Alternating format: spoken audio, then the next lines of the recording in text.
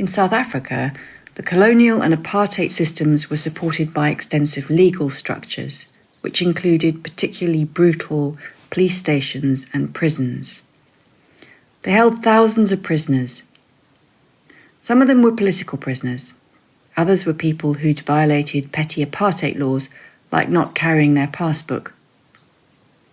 One of the most notorious prisons, number 4 and number 5, was in Johannesburg, on the site of the old fort, originally a Boer fort used against the English. When a mother was picked up without the pass and disappeared into prison, there would be a horrible feeling among families and their communities. The state struck terror. The fort, as Conil came to be known, was one of those prisons which people would be terrified to be taken into. As a 23-year-old, I was studying in Cape Town and came to Johannesburg to try to see my family members who were all imprisoned in Johannesburg. In order to get permission to see my family, I had to go to the fort, which is where Constitution Hill now stands. And in the hill, there was this door. I knocked on the door, the grill was cast aside, and a voice asked what I wanted. I could see the eyes. And I said I was here to see the superintendent in order to see my family. Immediately, they opened the huge wooden door. I entered, and the door was locked behind me.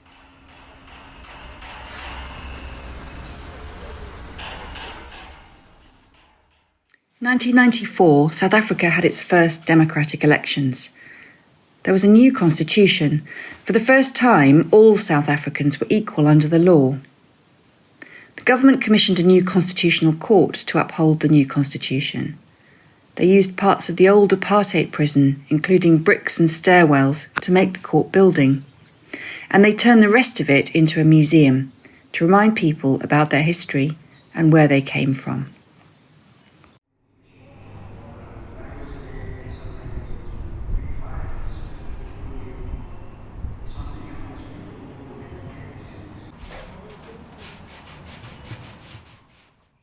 So what we're going to do, we're going to make it a place where everyone, literally everyone, can be let in, like the home of the Constitution, the highest court on the land.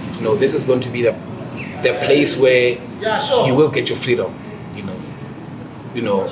juxtaposing it to back in the days where it was a place where all of your freedoms are going to be taken away.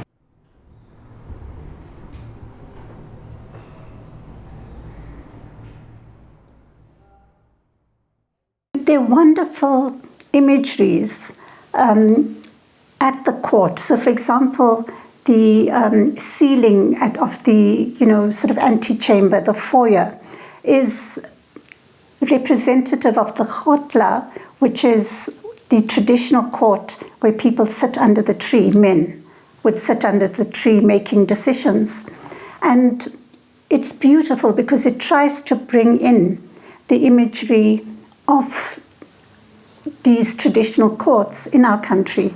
It brings in the idea of justice. So those two towers were part of a building that's called the holding cell, right?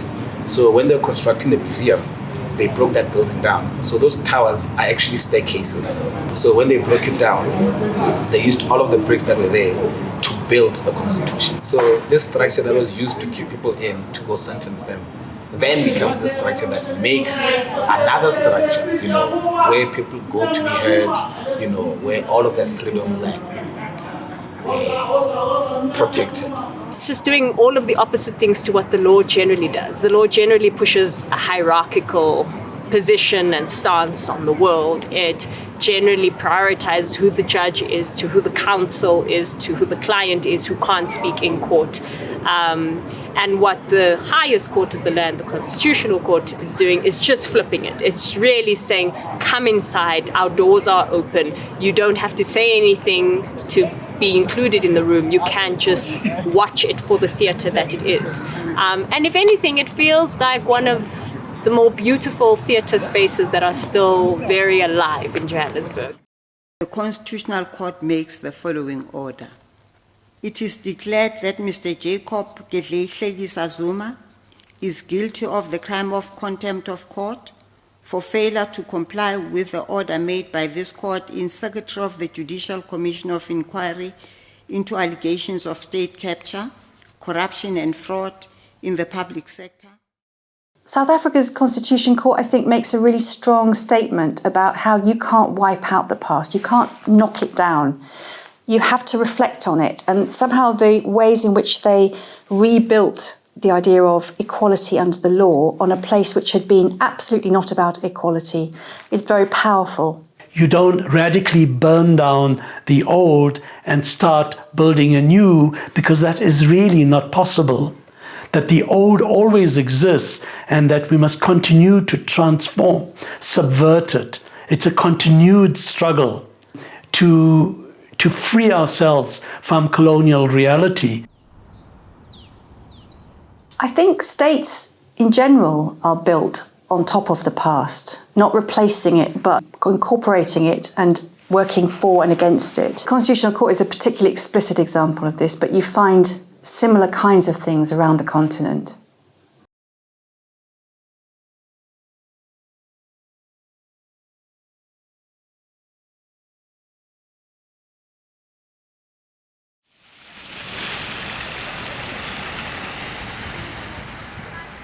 Many African countries inherited colonial buildings as part of their state architecture. They carry colonial baggage, but it can be expensive to replace them. In Zimbabwe, when the government wanted a new parliament building, it turned to the government of China for support. The new parliament is doing away with the old symbol, the old parliament, which mainly represents the symbol of colonization.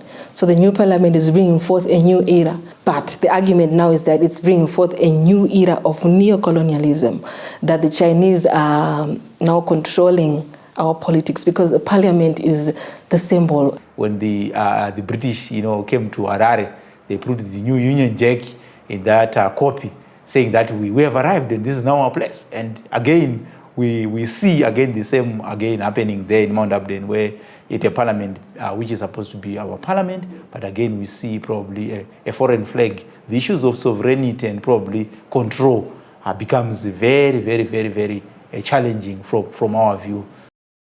Why do they want to build something for free for Zimbabwe? For how many millions? In Shona they say, when you are seen wiping the nostrils of a child of an unmarried single woman, it means you might be interested in the mother.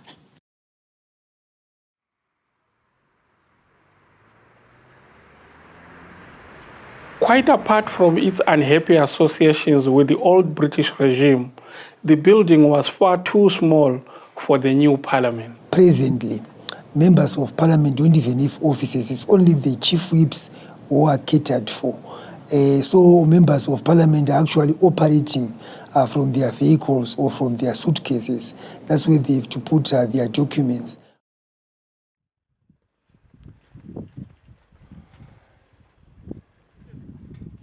In 2015, the Chinese government offered to build Zimbabwe a new parliament as a gift. The main part of the building would reference the iconic Great Zimbabwe, a stone trading city dating from the 1100s. My feeling about the parliament is it gives pride to the Zimbabweans that we have managed to move away from the, if I might say, the bondages of colonialism, for lack of a better word. Because obviously renting that old parliament building, there were conditions, and also there were some things that we could not do because it was not our own building. So I feel it's a good thing as it is.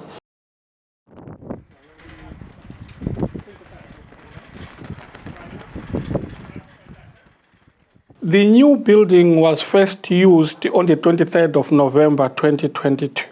It is some way outside Harare and difficult to reach for citizens.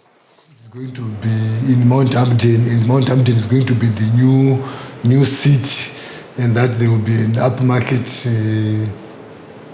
residential area and also other shopping mall, a state-of-the-art shopping mall. It also adds to the value of Mount Hamden, considering that it was the periphery of the city.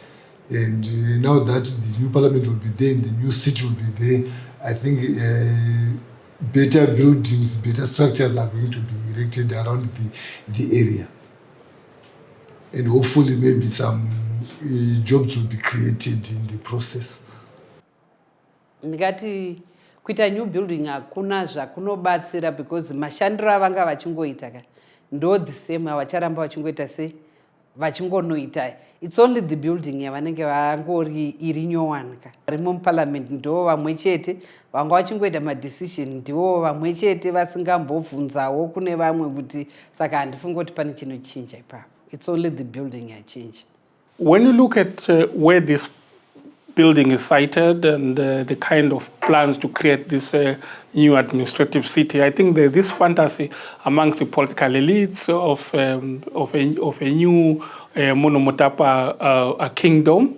So that fantasy plays out amongst people in government, amongst the planners, and also particularly the ruling political class. And one also looks at the fact that the way in which the city is designed, it is meant to close out citizens rather than to include them.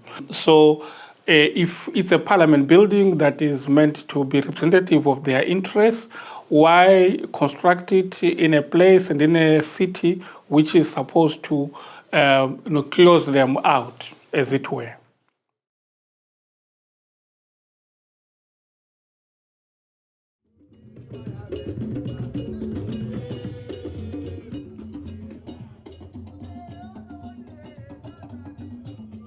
Education was a key part of the colonial civilizing mission. When the Gold Coast was part of the British Empire, some school buildings were modelled on elite British schools. They aimed to turn African children into model colonial subjects. In different parts of the huge area of British West Africa, institutions of higher learning have been founded and are climbing upwards. It is providing on their own soil the first installment of the higher education for which they hunger. Whether their fathers are chiefs or traders, lawyers from the cities or small farmers from bush villages, all share the same life. So the story of the expansion of education throughout Africa, but particularly in Ghana, where I study, has been told as this very top-down process led by the colonial governments and before them Christian missions. But what I found through my research is that there's actually a lot of ground up, as I call it, but bottom up activity with members of local communities, religious leaders, traditional rulers, and ordinary members of African societies, building schools. In 1957, the Gold Coast gained independence and became Ghana. The school building process widened in order to reach all children. The aim now was to create citizens for a modern, independent nation.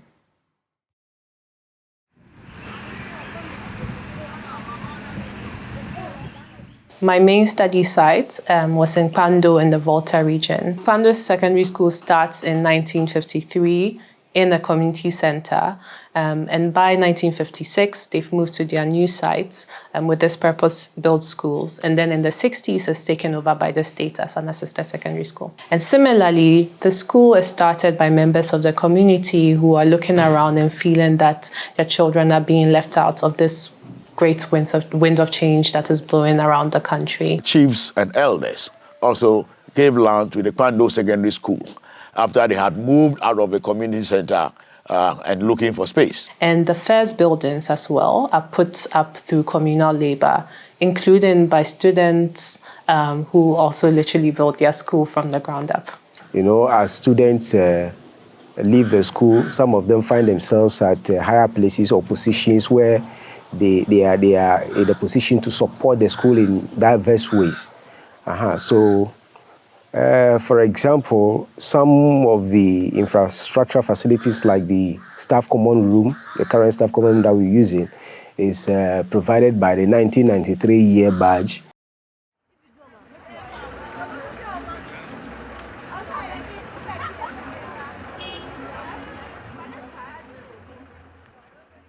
You can't come here as a student and fool around.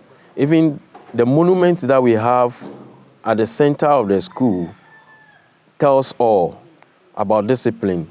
No matter where you are coming from, whether you are a king in your village or whatsoever, once you have decided to attend PASEC, we assume that you leave all your values and customs at home, you surrender it, then you conform to what we do here. With the building of schools, this is not something that's happening from the top down. Students are coming to secondary schools from around the countries, from villages, some from cities, some from small towns, with an impression of what school is supposed to do and supposed to make them to be.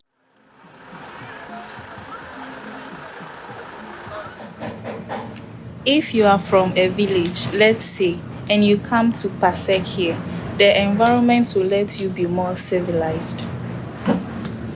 You learn to have a decent haircut and dress decently. You don't just wear any kind of footwear. You, the person, you will change. Your behavior will change, like with sanitation. Through schooling, and by this I mean the processes of schooling, but also the physical space of the school, children are shaped into the forms that their educators, there's parents, teachers, but also the nation want them to take. And one of this is to be good citizens in this idea of a modern nation of Ghana.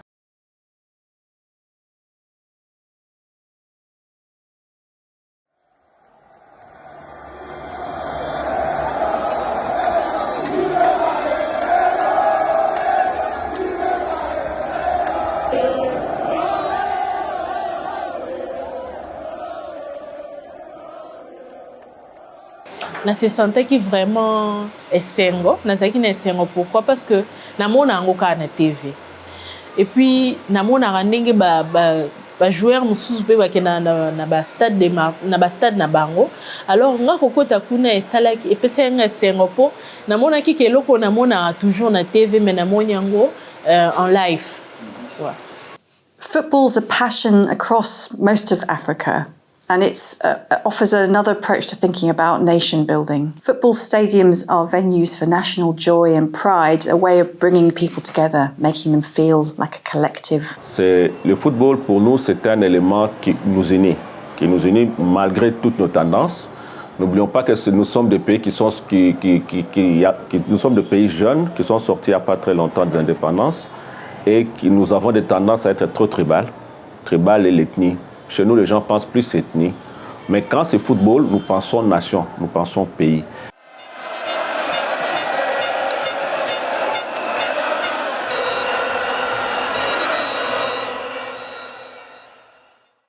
In the Democratic Republic of Congo, the state elites have often used sports stadiums as a way of creating spectacle for the people and also for communicating with them. President Mobutu did this a lot in the 1970s and 1980s. Oui, il y a eu plusieurs discours de Mobutu quand il avait besoin de communiquer avec la population.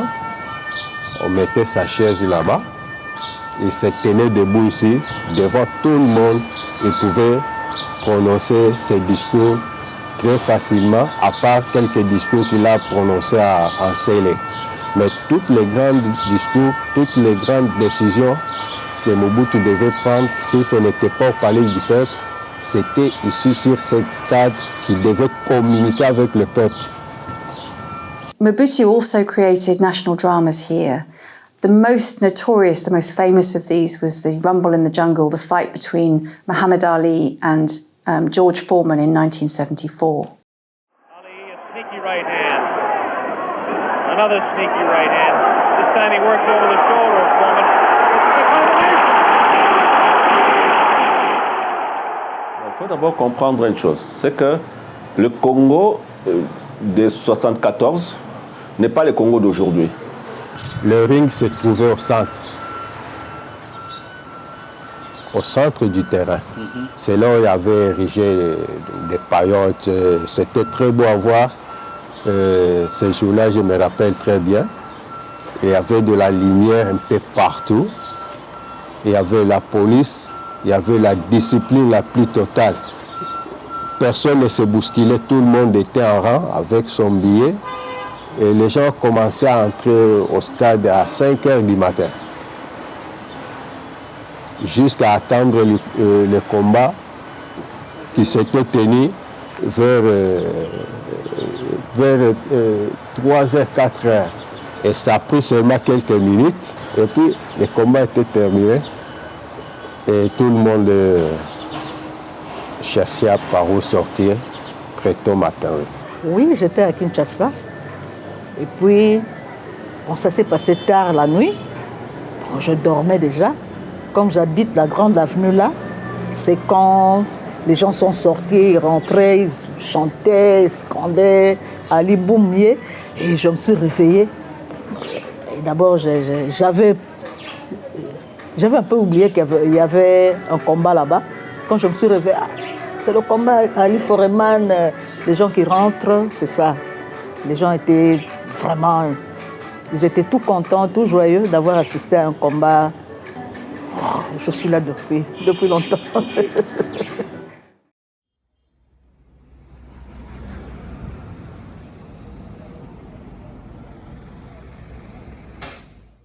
Kinshasa stadiums have been places where elites have used the space to woo or even control the population, but they're actually also spaces where the population pushes back a bit, and sometimes using them as spaces for unofficial gossip, for finding out what's really going on that the state media doesn't tell them.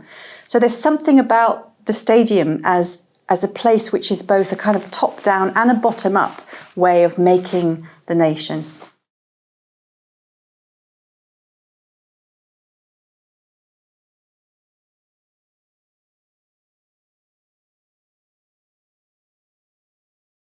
The colonial division of Africa meant that at independence, political institutions and economic ties were stronger with Europe than between African countries. As they began to achieve independence, this was a major problem. It was often the Pan-Africanists who had the clearest ideas about how to achieve complete decolonization and unite the continent. As I see it, our greatest danger stems from disunity and the inability to see that the realization of our hopes and aspirations, the realization of our objective of total African independence and of our future progress and prosperity is inextricably bound up with the necessity to unify our policy and actions in connection with the continued struggle for independence and the greater task of economic and social reconstruction beyond it. We must therefore face the issue of African unity now, for only unity will make the artificial boundaries and regional demarcations imposed by colonialism obsolete and superfluous. Ethiopia, as a country that was never fully colonized, has been central to this project. So Ethiopia's contribution to Pan-Africanism was both practical and physical. As a country that hadn't been colonized, it was one of the first to set up its own national airline, and one of the early achievements of that airline was to set up a route of intra-African connections that helped to unite a continent that had been divided by colonialism. So what's now known as Bole Airport was first opened in the early 1960s, and it was done so to enable Ethiopian Airlines to become the first airline in Africa to have jet aircraft, which enabled much faster ways of travel.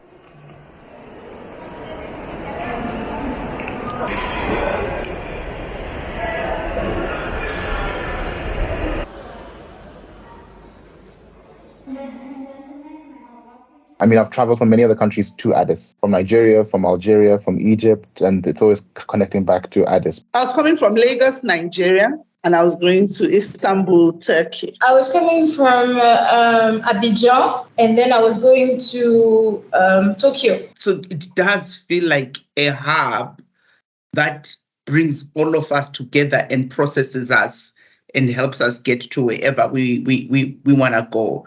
I'm not confused about where I am when I'm at that airport. I know I'm on African soil. I know I'm in a place where many other Africans are, and we're the majority. It's also very important to have a big airport to show that we want to be the center where African can meet. And for me, being in the Bole airport, I'm proud to be African, to say that, no, we have our continent, and from Addis Ababa, I can go everywhere that I want to be.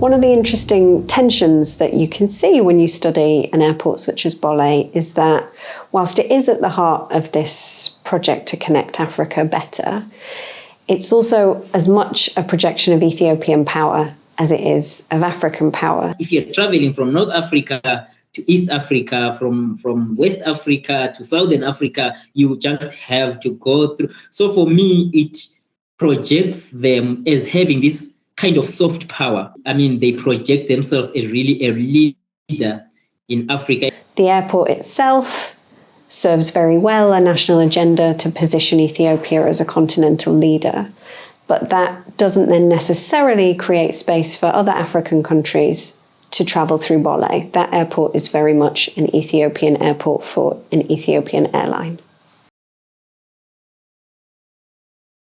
The political part of the Pan-African project was the creation of the Organization of African Unity. It would bring leaders together to make decisions affecting the continent. Once again, Ethiopia took the lead, hosting the OAU established in 1963. In 2001, the OAU became the African Union. During the transition from the Organization of African Unity to the African Union, the AU bureaucracy was expanding. So the African Union needed to have more space.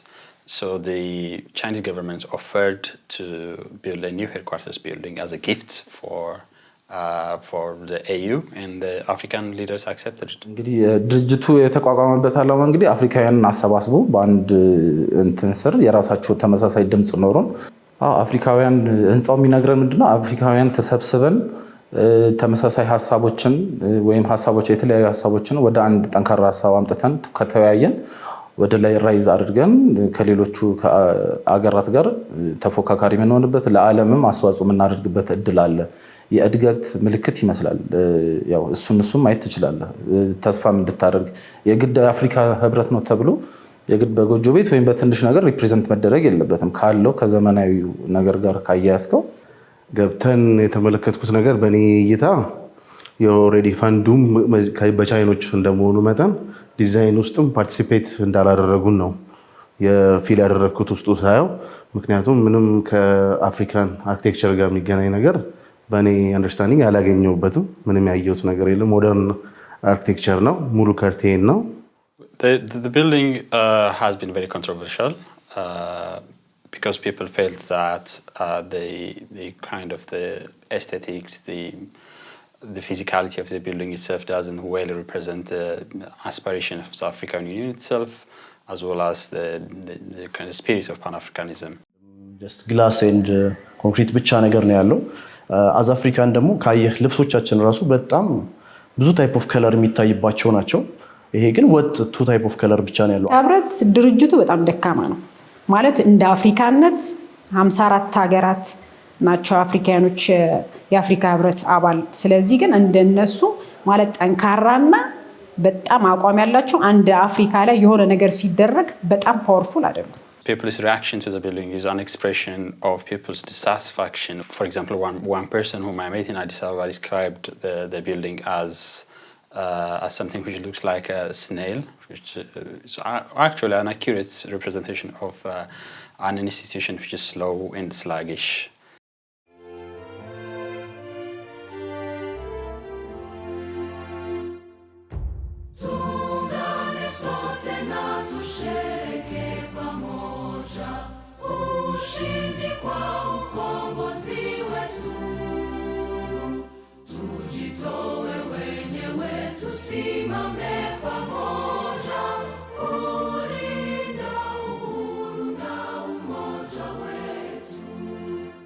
one key takeaway from this is that the building somehow embodies the people's frustrations of what they perceive Pan-Africanism to be, the aspirations for unities and aspirations for the transformation of the continent, and the reality of that not being fulfilled.